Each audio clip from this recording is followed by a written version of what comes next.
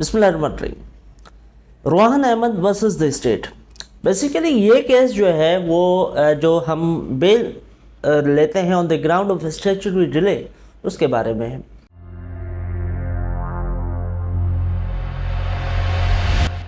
अच्छा, इसके फैक्ट्स ये हैं कि ये जो अक्यूज पर्सन है, इसके अगेंस्ट एलिगेशन है कि इसने blasphemous content through the WhatsApp share किया है, और जब रेड कंडक्ट हुआ तो ब्लेसफेमस मटेरियल भी जो है वो रिकवर हुआ है। अब बात यह है कि इसने फर्स्ट जो पोस्ट अरेस्ट बेल फाइल की थी वो डिसमिस हो गई और मेरिट्स ऑन 26 अगस्त 2021।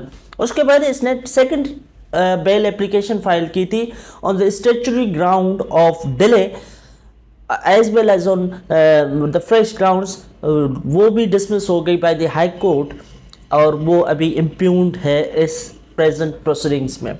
अच्छा, यहाँ पे एक चीज़ याद रखिएगा, जब प्रोसीडिंग्स हुई तो वहाँ पे एक ट्रायल कोर्ट में एप्लीकेशन दी गई by the petitioner under section 265C to provide him the documents mentioned in the police papers, police report, और वो डिसमिस हो गई। उसके बाद वो क्रिमिनल रिवीजन में जो पिटिशनर हैं वो हाई कोर्ट पे चले गए, और हाई कोर्ट ने क्या किया कि जो प्रोसीडिंग्स थी वो सस्पेंड कर दी।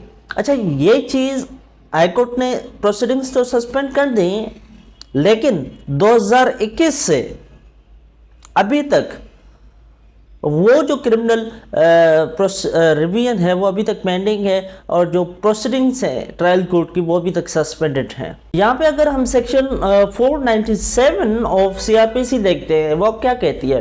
वो स्टैट्यूटरी ग्राउंड ऑफ डिले में राइट देती है कि अक्यूज को रिलीज कर दिया जाए। अगर फॉर सपोज ऐसा कोई ऑफेंस है जिसमें अक्यूज्ड को ऐसा ऑफेंस है जो कि फॉर सपोज जिसकी सजा डेथ है, तो फिर 2 साल तक की, फॉर सपोज 2 साल तक अगर जो ट्रायल है वो कंक्लूड नहीं हुआ, then a right occur in favour of the accused to be released on bail. अदालत कहती है, सुप्रीम कोर्ट कहती है कि ये जो right to release on the statutory ground of delay है अंडर सेक्शन 497 ऑफ CRPC, ये जस्ट स्टैट्यूटरी राइट नहीं है, बल्कि ये फंडामेंटल राइट है under article 4, under article 9, under article 10A of the constitution.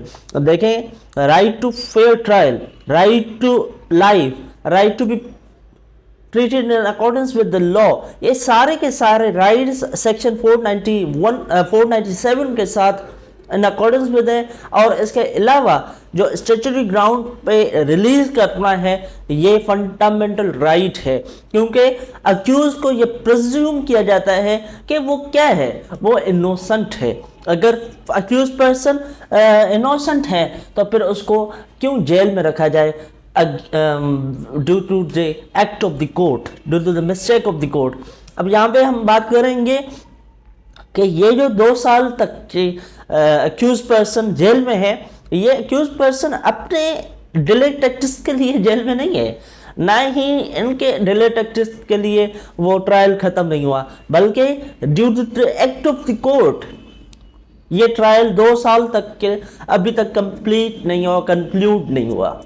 देखिए, स्टैट्यूटरी ग्राउंड में बेल को डिनाई करने के लिए लाजम है कि ये शो किया जाए कि ये जो अक्यूज के एक्ट्स हैं या ओमिशंस हैं वो ऐसे हैं कि जो कि डिलेइंग टैक्टिक्स हैं। फॉर सपोज आज फॉर सपोज कल क्रॉस एग्जामिनेशन होनी है या एग्जामिनेशन होनी है ऑफ द प्रोसिक्यूटिंग विटनेसेस, वहाँ पे वो एडजमेंट फाइल कर देते हैं। These are the delaying tactics.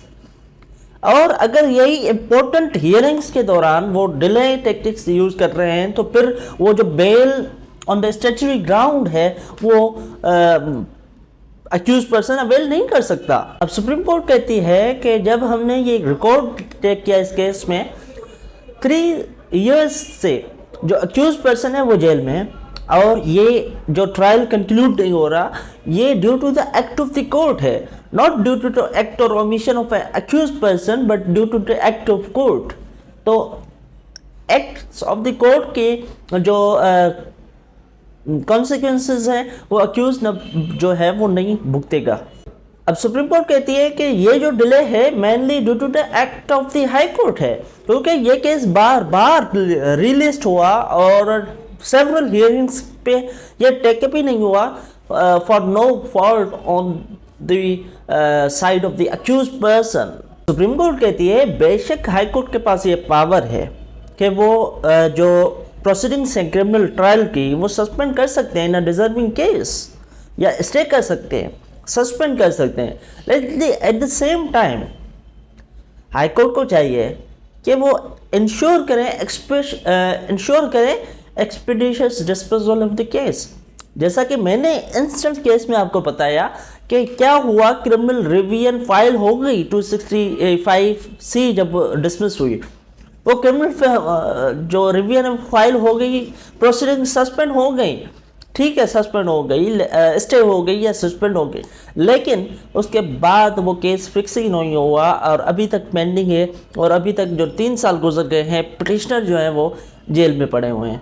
तो इंस्टेंट केस में हाई कोर्ट का जो ऑर्डर था उसको सुप्रीम कोर्ट ने सस्पेंड कर दिया और बेल ग्रांट कर दी in the sum of 1 lakh rupees bonds, bail bonds with 2 sureties in the like amount to the satisfaction of the court। और इसके अलावा कोर्ट ने ऑर्डर किया कि ये जो ऑर्डर की कॉपी है वो registrar of the Lahore high court को भेजी जाए ताकि वो chief justice, honourable chief justice जो लाहौर हाई कोर्ट के वहाँ पे वो पेश करे, ताकि chief justice of Pakistan, chief justice Lahore high court जो है वो लाहौर हाई कोर्ट में एडमिनिस्ट्रेशन ऑफ क्रिमिनल जस्टिस को इम्प्रूव कर सकें। उनको पता तो चले कि उनके हाई कोर्ट में, अच्छा ये मैं खुद कह रहा हूँ, हाई कोर्ट सुप्रीम कोर्ट ने नहीं कहा, कि उनको पता तो चले कि उनके हाई कोर्ट में क्या कुछ हो रहा है, कौन सी डिले कुछ चीज़ें हो रही हैं। Thank you very much. किसी नेक्स्ट वीडियो में मुलाकात होती है, तब तक के लिए अल्लाह हाफ़िज़। ZJ लीगल को सब्सक्राइब करें, अपना कीमती राय मुझे दें। Thank you very much. अल्लाह हाफ़िज़।